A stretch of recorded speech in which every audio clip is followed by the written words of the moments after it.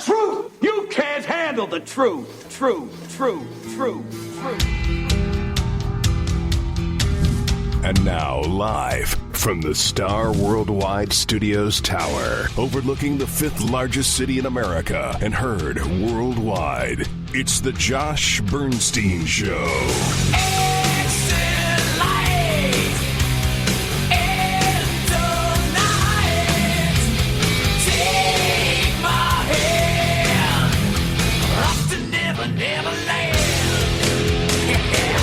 Liberal hypocrisy and leftist lunacy exposed and dismantled with intellect and facts. And now, here's your unapologetic host, Josh Bernstein. Welcome, Patriots, to another hard-hitting edition of the Josh Bernstein Show. We're going to have a great show for you tonight.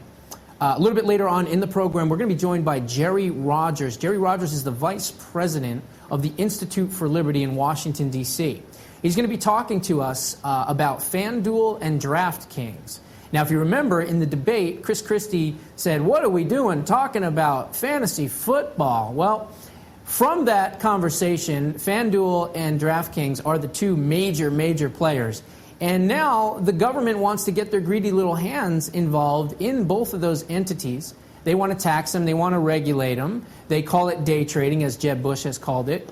And now the FBI is actually investigating these two for possible insider trading. So we'll get to the bottom of all that a little bit later on in the program. But first, I want to start on a positive note. Just the other night, we saw some pretty good things. Now, this administration and the media would like to say that America is on this gigantic slip and slide into socialism. And maybe that is true. But the results from the last couple of nights ago show a different story. There is still some hope that conservatism and individuality and liberty and freedom is still alive and well in America. Matt Bevin, who challenged the Kentucky Fried Chicken Mitch McConnell in Kentucky in 2014 and lost, has now become the governor of Kentucky. Okay? This is a Tea Party candidate. This is an outsider. And this is somebody who is a reformer, an authentic conservative reformer. What's interesting is Kentucky has not had a Republican governor in almost 4 decades. And now the Democrat Party only now has 17 Democratic governors left. They had 29, I believe, in 2008 when Barack Obama and his Hope and Change garbage swept in. So that's a positive. Also, in San Francisco, of all places, the mayor who overseed the city and the sanctuary policies has been ousted, and by a 2-to-1 margin. So that was great. Also, in Ohio, medical marijuana was shot down. Whether you're a fan of it or not, the people in Ohio said, no, thank you. We don't want it. I think that they understand that the system is being abused. Look, whether you're for it or not, isn't really the point here. The point here is it corrupting the youth? Is it making us less active? Is it doing all those things? Is it a gateway drug and all those other things? I certainly believe that it is. My thing here is if you want to use medical marijuana, it should be like getting a doctor's note from your oncologist or from your eye doctor. Okay, you shouldn't be able to just go and get a dispensary that you pay for and get marijuana anytime you want. Now, can you drive stoned rather than drive drunk? Yeah, you can, because when you drive drunk, it really impairs you to where your balance and coordination is off. When you drive stoned, you drive 17 miles an hour in a 35 with both hands on the steering wheel, looking over the edge because you're so paranoid. At least that's what I've heard. So anyway, that's what's been going on. We've seen some pretty interesting things happen here that goes to show you that liberty is still alive and well in America. Now, why this has happened? Probably because this government is such an overreach and trying to pull us down so far to the left and doing it so fast at such a ferocious pace. That's probably having a lot to do with it. But also the fact that Donald Trump and this anti-wave of anti-government and anti-establishment that is sweeping the country. Now, will it continue in 2016? I sure hope it will. It should be a good year, and I'm cautiously optimistic that it will be. But again, time will tell. Now, let's talk about another thing. When the debate, if you want to call it that, the public attempted execution of 10 Republicans last week on CNBC's debate stage took place, I said afterwards that more than likely this was an organized hit, which again, we found out that it was. John Harwood is someone that is a big Hillary Clinton supporter. He's called Republicans that are against Barack Obama and Barack Obama's policies as racists. So you can see from the questions that they asked the candidates that it was definitely an agenda behind them. Is this a comic book version of a presidential campaign? You want to bring the 70,000 pages to 3? Is that using really small type? You've been a young man in a hurry ever since you won your first election in your 20s. Why not slow down, get a few more things done first, or at least finish what you start? Ms. Fiorina, your board fired you. I just wondered why you think we should hire you now.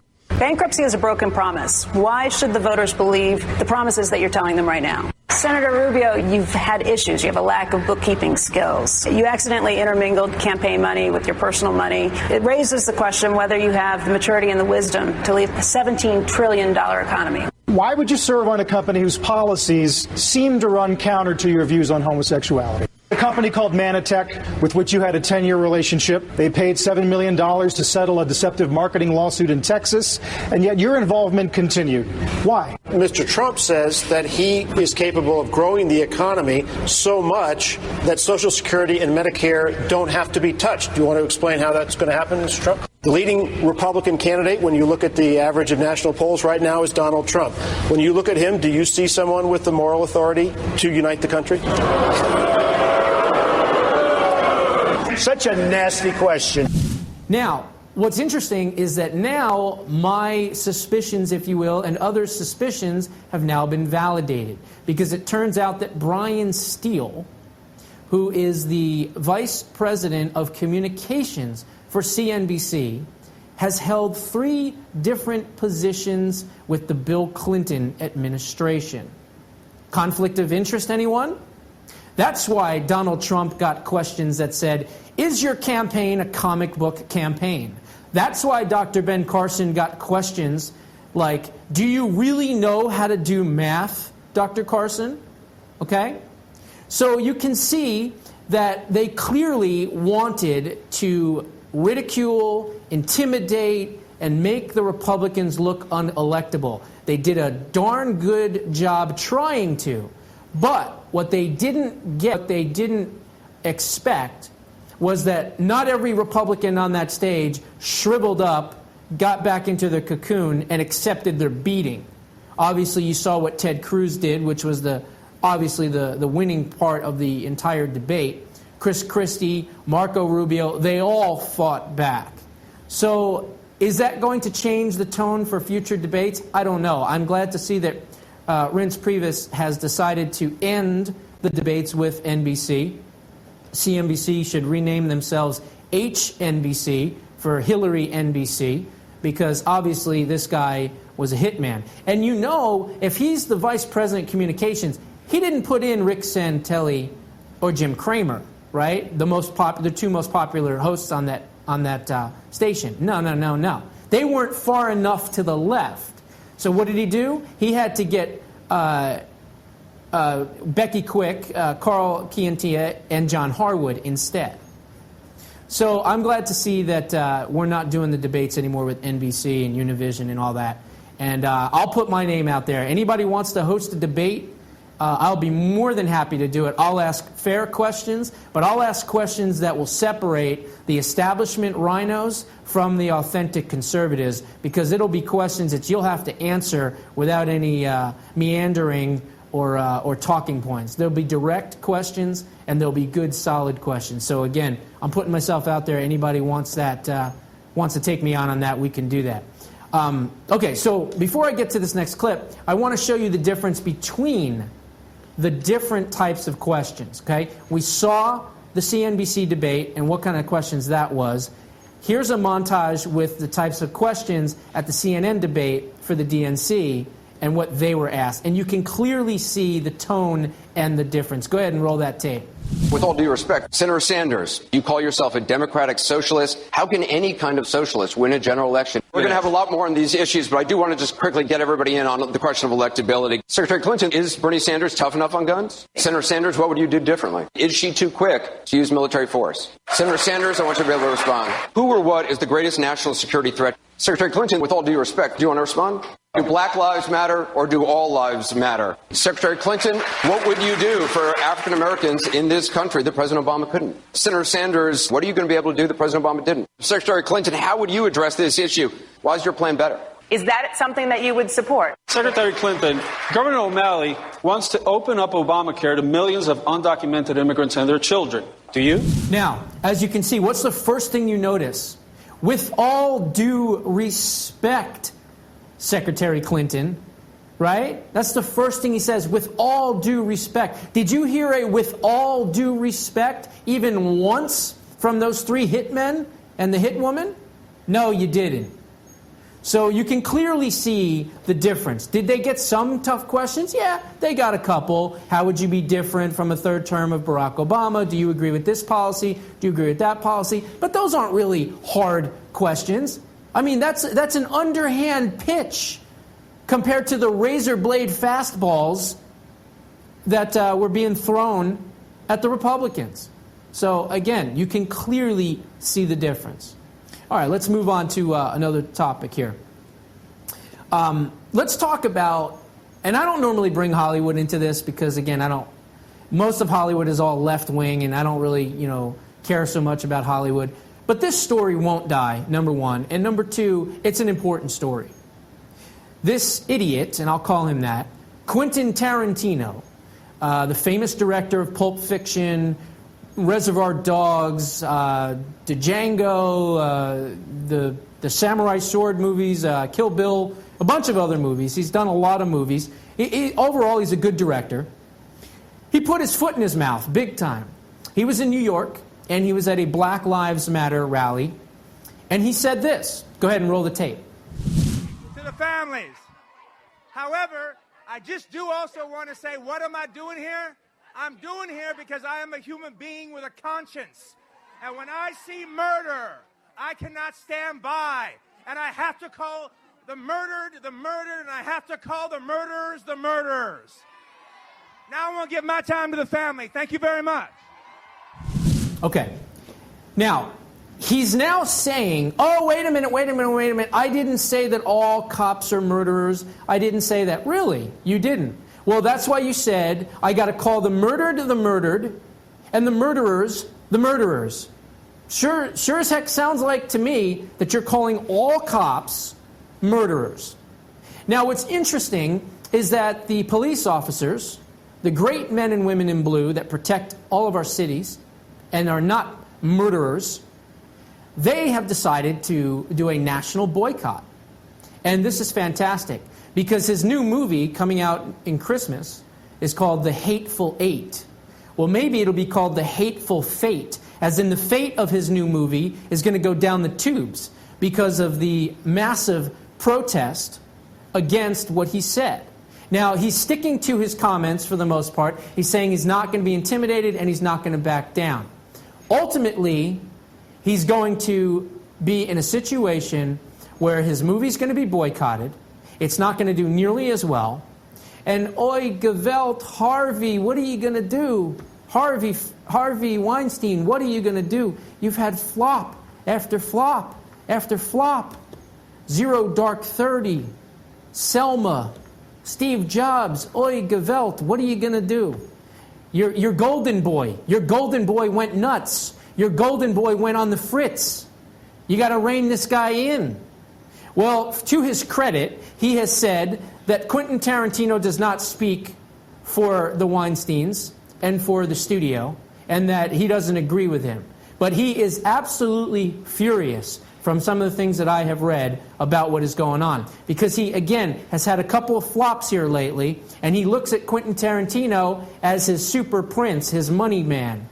Okay? Quentin's success has literally been able to finance those flops, folks, just so you know this. All right? And so Also, there's been word that Kurt Russell, one of the stars in the new movie Hateful Eight, he is also against what he said. There are some in Hollywood, like Jamie Foxx and others, that have said, yeah, keep talking the truth, keep talking the truth. Look, all lives matter. Why can't we say that all lives matter? It's not racist to say that.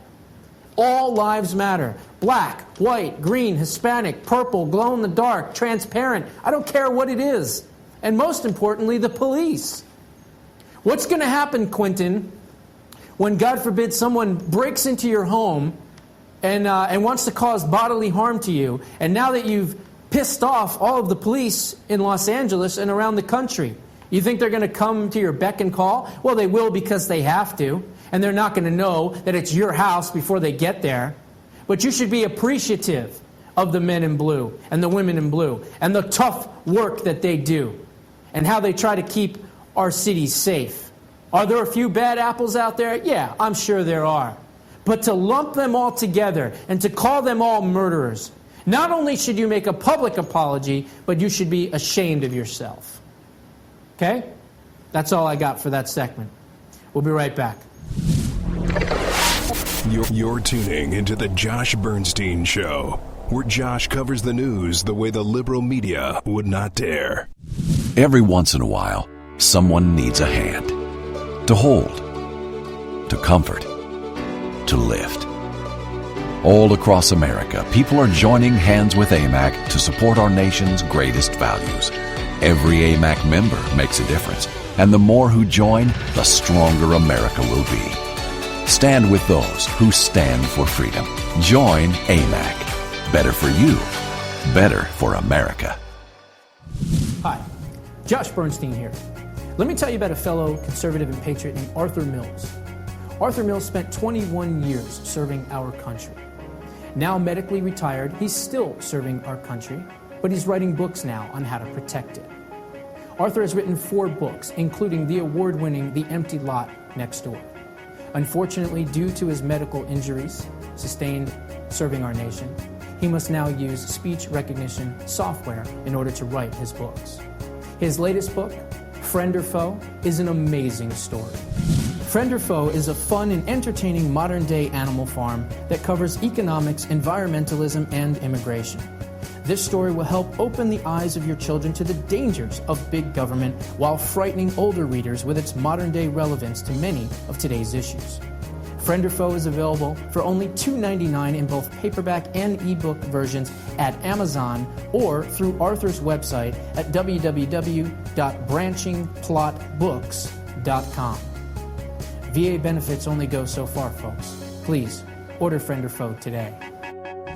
You're tuning into The Josh Bernstein Show, where liberalism is a mental disorder. And Josh is the cure.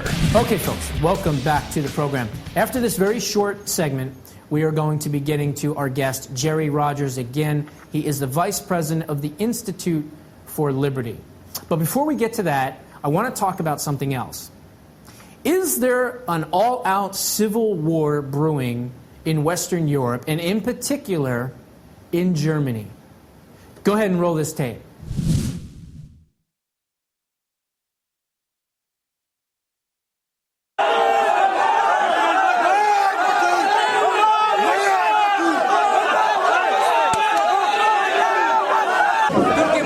Son of the bitch!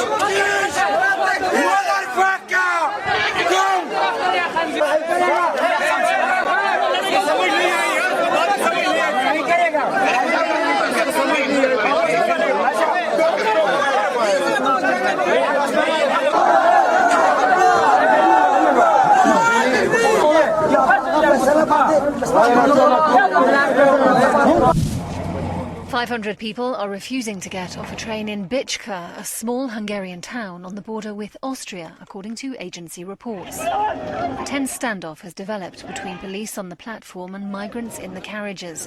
One family threw themselves onto the railway lines, while others scuffled with officers trying to take them to a nearby reception centre. Only 30 people have gone to the site to be registered. Hundreds of migrants boarded the train in Budapest, believing it would take them to Germany. Well, First of all, we need to learn the facts. First of all, most of the refugees, they claim to be Syrian. What we have today, especially at this moment, is an influx of all kinds of refugees from the Middle East. Many of those refugees are claiming to be Syrian in order to get the political or the refugee status in Europe, while they're actually not Syrians. Even the Syrians who come over here, we have to be accurate and fair about what's happening. Even those, a major political position figure in Syria confirmed that 75% of those arriving from Syria come from safe area. Actually, the ones in disaster areas cannot go out. They cannot leave. So it's actually, as much as there is a disaster in Syria, most of those people arriving, in fact, do not actually need the protection. They arrive from Turkey, they arrive from Jordan, they arrive from other places which are safe. In addition, those people are moving into countries, they are bypassing poor European countries. They're going through Turkey, Hungary, and other places like Bulgaria, and settling in Germany, where there is it's a rich nation with a generous welfare system. So it's not actually the need that will take over. But regarding your show, it's the title of the show. The title of the show today, whether I agree with it or not, the issue is this is only the beginning. We are looking at least, in my good thought opinion about the issue, we are looking at least another 20 to 30 million Muslim Arab migrants into Europe in the next 3 to 5 years. So you're talking about, basically, imagine if the United States opened the doors to, for example, Canadians or Mexicans, bringing in 20 or 30 million people only in the next 3 to 5 years. This is a big issue. This is going to change Europe's culture. And also, I can authoritatively confirm, I have photos, I have images, I have pictures, I have names of terrorists who actually are already in Europe, posting the photos in Europe on Facebook. Okay. Now, as you can clearly see, there is chaos. There is mayhem. The media is trying to say that these are little children and women and men, and they're trying to escape from war-torn Syria and war-torn Iraq and war-torn this and war-torn that. And, there are huddled masses and yearning to be free, right? This is the narrative that the left-wing media is trying to put out there, all right? Now, the real truth and the real situation is exactly what you're seeing in those videos that you're not going to see on NBC, CBS, and ABC, or CNN, or any other station for that matter, okay? You saw a young man throw his wife and child on the train tracks. Who does that? Who does that? Do civilized people do that? You saw the yelling, the screaming, the ranting, the rioting, the looting, the littering. I mean, it's an absolute disaster. And what happened in the third video? The truth shall set us free.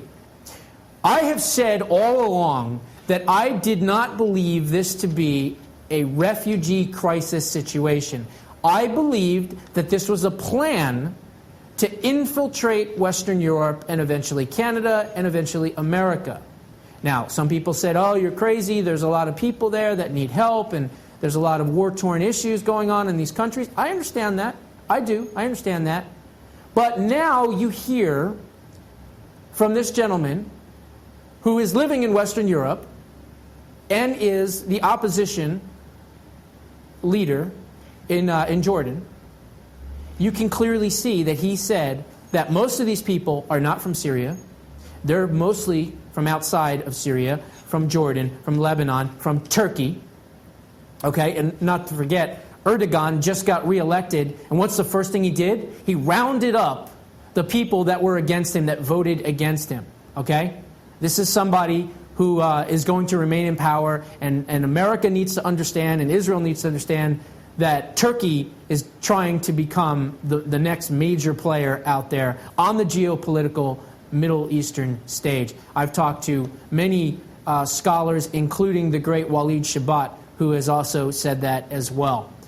Now, what's interesting, again, as you see here, is this gentleman says that within the next 3 to 5 years, 20 to 30 million refugees, and again, 85–90% of them are all men. They all look like they're over the age of 18.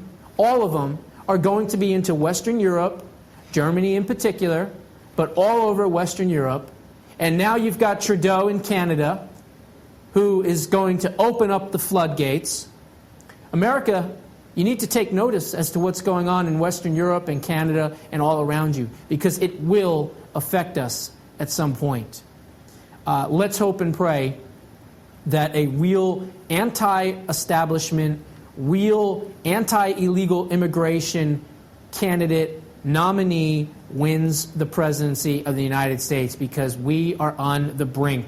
And God forbid a Bernie Sanders or a Hillary Clinton or anybody from the left wins a term. We're sunk. We're going to be in a world of hurt at that point.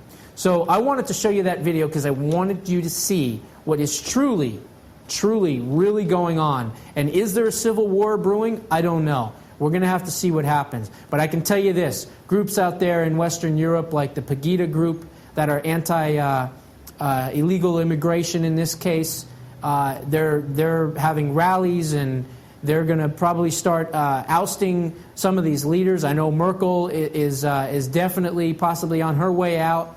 So I think things are going to be changing in Western Europe. We'll have to keep a close eye on that. Okay, I'm going to take a break. And when I come back, we will have Jerry Rogers joining us. Do not go away. You're tuning into the Josh Bernstein Show, where Josh covers the news the way the liberal media would not dare.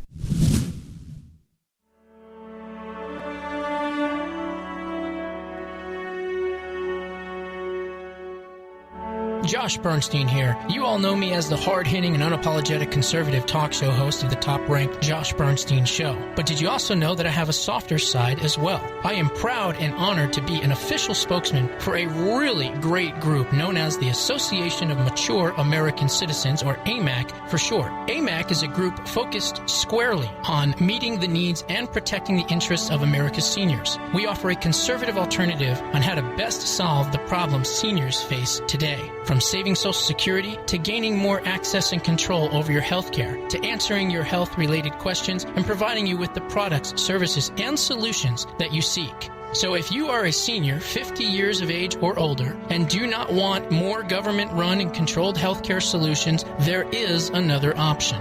AMAC is better for America, and AMAC's got your back. AMAC.US. AMAC.US.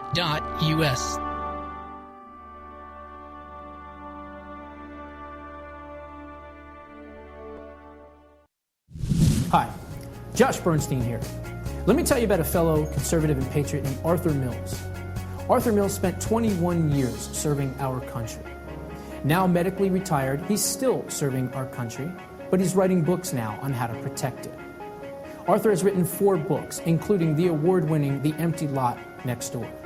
Unfortunately, due to his medical injuries sustained serving our nation, he must now use speech recognition software in order to write his books. His latest book, Friend or Foe, is an amazing story. Friend or Foe is a fun and entertaining modern-day animal farm that covers economics, environmentalism, and immigration. This story will help open the eyes of your children to the dangers of big government while frightening older readers with its modern-day relevance to many of today's issues.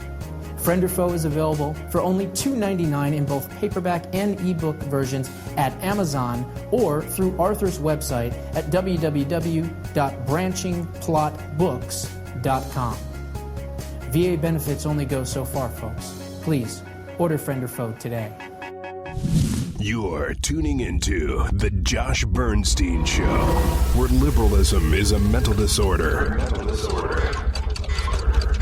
And Josh is the cure. Okay, welcome back to the program. Before we get to our guest, I want to play you this real quick clip. This has a lot to do with why I brought this guest on, and it has a lot to do with the focus of the media rather than where the focus should be with the media, which is $19 trillion in debt and ISIS terrorists and geopolitical catastrophes all around the world. And we're doing what? We're talking about what? Go ahead and roll the clip. Jack, Carl, are we really talking? So here, Carl, are we really talking about getting we have a government involved in fantasy football? We have. Wait a second. We have $19 trillion in debt. We have people out of work. We have ISIS and Al Qaeda attacking us, and we're talking about fantasy football. Can we stop? Seriously. We'll be right back with Jerry Rogers. Do not go away. You're tuning into the Josh Bernstein Show, where Josh covers the news the way the liberal media would not dare. It's 3 a.m. and your children are safe and asleep. But there's a phone in the White House and it's ringing. Something's happening in the world. Your vote will decide who answers that call. Whether it's someone who already knows the world's leaders, knows the military, someone tested and ready to lead in a dangerous world. It's 3 a.m. and your children are safe and asleep. Who do you want answering the phone? I'm Hillary Clinton, and I approve this message.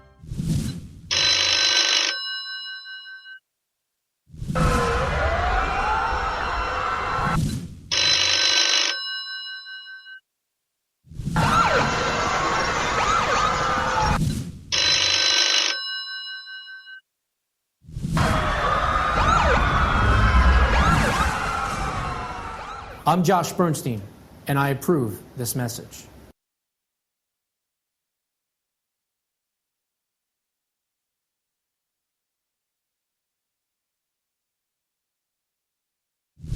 You're tuning into the Josh Bernstein Show, where liberalism is a mental disorder. And Josh is the cure. Welcome back to the program. My guest today has been fighting for liberty and freedom in the belly of the beast of Washington, D.C. for years. He is also the founder of Capital Allies and the 6 Degrees Project, as well as the vice president for the Liberty Institute. Welcome, Jerry Rogers, to the show. Jerry, how are you doing today? Hey, I'm doing well, and you're right. I'm literally in the belly of the beast. I am here in D.C. on K Street, and our offices, the Institute for Liberty, are just a couple blocks away, and we also have our podcast called the Langercast. So your listeners should join in the fun. Absolutely. Well, that sounds great. Before we get into what we want to talk about today, I just wanted to ask you, what exactly is the 6 Degrees Project, and how did you get involved in it? Well, 6 Degrees is simple. There are lots of myriad interests and think tanks. And so at the Institute for Liberty, we decided that we wanted to create a forum where different pro-market conservative groups could come together, and it wouldn't make a difference who was getting credit. So 6 Degrees is a platform to be missionaries for free markets. And no one gets credit for it. We kind of do it behind the scenes, and it was 6 Degrees, but also the our own think tank, the Institute for Liberty, was the prime mover behind it. Gotcha. And tell us a little bit about the Institute for Liberty and what you try to accomplish each and every day. Well, I mean, it's simple, right? I mean, liberty's in our name. Every day we work to advance liberty. Every day we work to advance free markets. Here's the bottom line. Is it a think tank? Is it something? It's a C4 advocacy think tank, yes. And Andrew Langer is the president. And a couple, 3 years ago, he tapped me to come on board. And I'm not sure if we're sinking or swimming right now, but we're doing. But we're doing all right. Andrew's actually behind camera. But here's the thing: no philosophy in the history of mankind, other than free enterprise, has lifted more people out of poverty. Amen. And so therefore, liberty is about lifting people higher, more freedom, better jobs, greater economic activity. And the fact of the matter is, again, free enterprise and liberty are the only philosophies in the history of mankind to lift people out of poverty. Absolutely true. Let's switch gears here a little bit. Let's talk about America's latest passion, and that is fantasy football. It seems like everybody and their grandmother has a fantasy football team these days. And it is now a multi-billion-dollar industry. And again, it's not going away anytime soon. We saw in the debate. Well, it might go away if the feds have their way. Right, and we're going to talk about that here in just a second. But we saw in the debate, and I actually played a clip before I brought you on, where we talked about the fact that we're $20 trillion in debt. We've got ISIS terrorists trying to kill us, and we're talking about fantasy football. Well, after the debate, obviously it kind of came to the fruition because of Chris Christie's comments. Also, Jeb Bush saying that it's it's day trading and that it needs to be regulated. So what I want to do is I want to ask you, what exactly is the government trying to do now to fantasy football? Is this a clear situation in which, because they can't get their greedy little mitts on it, that therefore now they want to regulate and tax it? Well, look, who even cared about this 5 years ago, right? Exactly. I was in a fantasy league 5 years ago. We put some money in the pot, and whoever won at the end of the year, won the pot. I think this has to do with the government wanting to pick winners and losers. This has nothing to do with the rule of law. Look, the FBI, the Department of Justice, have said themselves that they are looking into whether or not these sites have broken the law. So therefore, by their own admission, it's a witch hunt. They've heard about the money, so they're trying to follow the money. Look, it's interesting that Chris Christie was the guy who kind of pushed back because, Jersey, the Sopranos, organized crime. There is no greater organized crime syndicate in the federal government. And what they're doing here is they're using bits and pieces of the law to go after legitimate businesses. And here's the thing. You might not care about gambling. You might not care about online gaming. But the fact is, if they can come after online gaming, well, what's the next business? This has to do with making a certain segment of the economy a pariah. And if it becomes a pariah, you can tax it, you can regulate it, you can kill it. It doesn't make a difference because you've created this meme that it's no good. So gun shops, look, Josh, you've heard of Operation Choke Point, right? Oh, absolutely, yes. Cutting off the financial institutions that give loans for these businesses to thrive. This Department of Justice is the most politicized in our nation's history. They go after businesses they don't like. That's number one. That's cronyism. That's the government picking winners and losers. But also, their vested interest here too, right? In the states of New Jersey, where online gaming is legal, the states are regulating it. They have the technology to make it safe, and there are interests, national interests, that don't like it because it's eating into their profits. And again, this is a bipartisan affair. There's a big Republican donor, Sheldon Adelson, who is the Sands Corp. He's a brick and mortar casino guy. He tried online gaming. He failed. And so what's he doing now? He's dipping into his pocket of political favors, and he's going after the states that have legal online gaming. He wants to, listen to this, he wants to criminalize his competition, right? Exactly. This is organized crime. Hey, pay me something and we'll leave you alone. So you have the feds going after the sports guys. You have Adelson going after the states and online gaming. This is big business and big government. And, for your listeners, big business is not free market.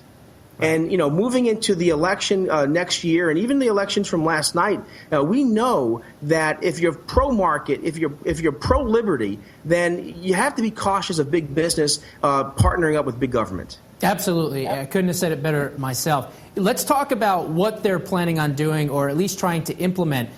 This is known as the Restore America's Wire Act.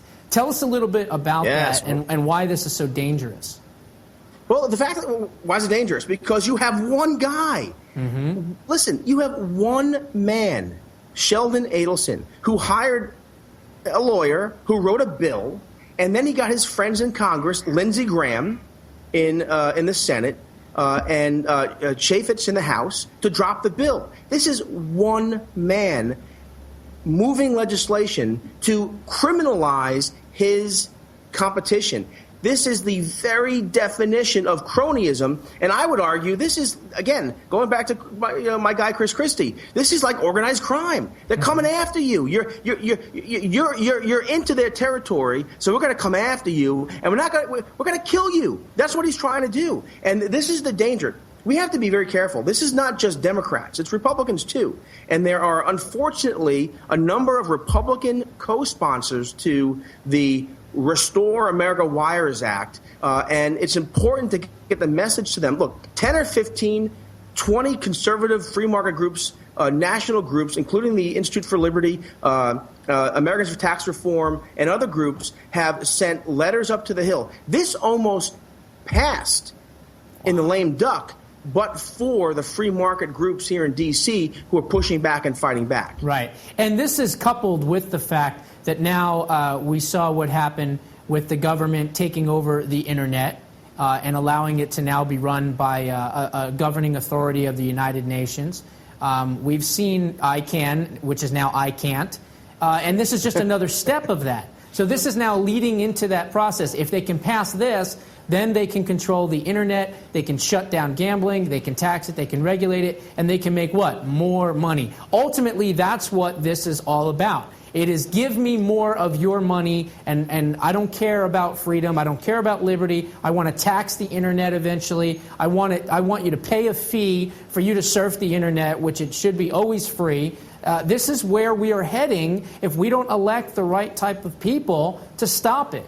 So thank God there's people and organizations out there like you. Let's talk about this.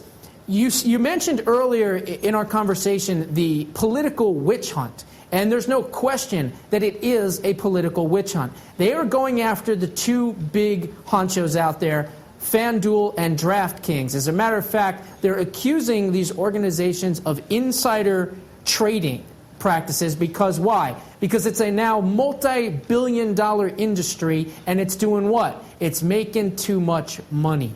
What are your thoughts on this?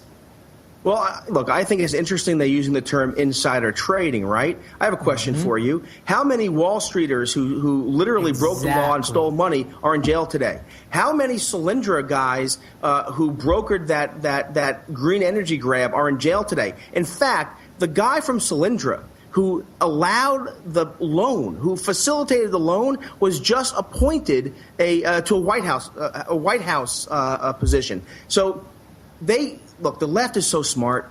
The left understands language. The left understands strategy and creating a narrative. So they use the term insider trading. So right away you're thinking Madoff, you're thinking Wall Street, you're thinking big bad businessmen, and that's all part of the fight. They have to create a false meme. Look, the left always does this.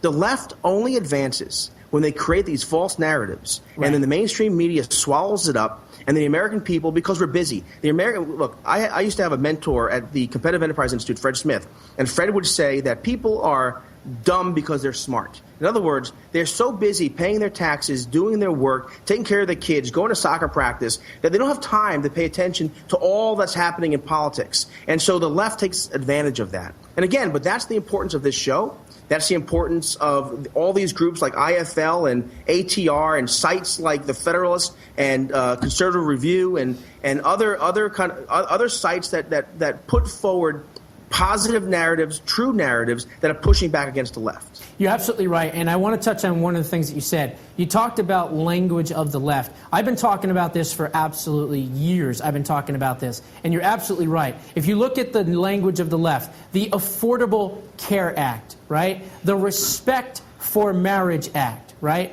You got the Employee Free Choice Act. So what they do is they take these falsely named things, they make them sound like they're populist, they make them sound like they're good for America, they're good for freedom and liberty. And then what they do is they have the media lackeys talk about how wonderful they are as well. And just like you said, you know, politics in general is not sexy, okay? It doesn't kick the winning field goal in double overtime. It doesn't hit the winning buzzer shot in the basketball game in the finals. It's like going to the dentist. It's like pulling teeth. So people, for the most part, tune it out. But then when it comes time to tuning it in, when the guilt sets in, oh my God, I got to go out and vote, what do? They throw on CNBC, CNN, MSNBC, all these other stations, ABC, NBC, CBS, and they get drowned out with leftism. And then they go and they vote, and they cancel out our well-informed vote. So it is extremely important that organizations like yours and others, and hosts like myself and others, that we teach people the games of the left. This is what they do. This is how they gain power. It's not their ideas. Their ideas are terrible. But they win because of deception. And thank you for pointing that out. Yeah. Look, the left is vertically integrated. Everyone on the left works in tandem. They work together. They share strategy. They even share resources. What the free market and conservative groups need to do is we need to do a better job at sharing our information, sharing our venues, sharing our resources, and sharing strategy. I think that, look, if you look at back during Hillary Care, what was the successful effort against Hillary Care was Grover Norquist starting the Wednesday meeting, where these groups came in every Wednesday and they shared what they had, and they pushed back and they won. We can win. Look, we didn't do that with matter, Obamacare. And we have won. Look, we've won on welfare reform back in 1996. We've won. Look, I'm from New York originally. When I was a kid, you couldn't walk around New York City, except now, but groups like the Manhattan Institute with broken windows policing, we've changed the culture of urban America. So we can win. Right ideas can win. Without a doubt, and I agree with you. I think that what we need to do is we need to get through the filter, and that filter being the left-wing media. And I think what happened in the HNBC debate, the Hillary NBC debate, as I've been calling it, I mean, really, it was a public execution, attempted public execution of 10 Republicans. But I digress. If you saw what happened there, the American people, more importantly, saw what happened, and they saw how twisted the things were and the questions were, and even some people on the left realized it and admitted it. So I think what's happened with Matt Bevin winning here in Kentucky, sanctuary cities being shot down in San Francisco of all places, medical marijuana being shot down in Ohio, all these different things, it goes to show you that liberty is still alive and well and kicking in America, regardless of what the left coast and the East Coast filth puts out there. It's what's in the middle that counts. It's the flyover country that America is really built on, and that the left they laugh at and they ridicule. And so we just have to keep educating people. Really, I've always said this: an educated voter to a leftist is what kryptonite was to Superman. They can't get past that. Next Once cast, you're educated, Internet that's Radio it. You'll never Automation. hear a story where someone says, I used to be a Republican. I had everything figured out. I knew about liberty and freedom. Then I became a Democrat. You'll never hear that. It's always, I used to be a Democrat, and then I realized what they were all about, and now I'm a Republican. So yeah, again, there used to be a term for that back in the 70s and 80s. The neocons were liberals who were mugged by reality. Yeah. Exactly. You're absolutely right. So let me ask you a question real quick. One of the last questions we have. What do you think is going to happen? Do you think, because, again, this is a multi-billion-dollar industry with FanDuel and DraftKings, and, again, even some of the ownership interests are Jerry Jones from the Dallas Cowboys and Robert Kraft from the New England Patriots. So you can see that, I mean, this is clearly a very large entity that has arisen here. And so my question is, do you think that they're going to be able to regulate this? Are they going to, witch hunt this thing with the FBI and insider trading and investigations, or is this pretty much going to go nowhere? Well, what I think is simple. I think that it's going to go somewhere. They're going to keep on. Look, just like with Sheldon Adelson. If you have resources, you can keep on pushing your issue. If you have a compliant media, you can keep on pushing your issue.